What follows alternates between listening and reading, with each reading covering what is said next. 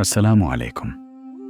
رمضان 8 کل اور ہماری روزانہ کی دعا میں خوش آمدید۔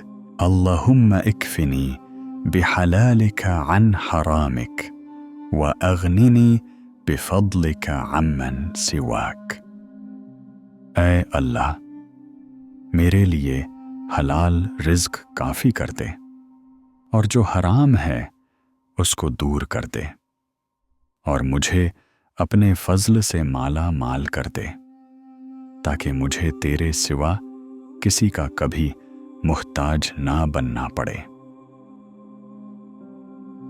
آج ہی اس دعا کو دہرائیں، اسے اپنے پیاروں کے ساتھ شیئر کریں اور روزانہ کی دعاؤں اور یادہانیوں کے لیے کل کو سبسکرائب کریں۔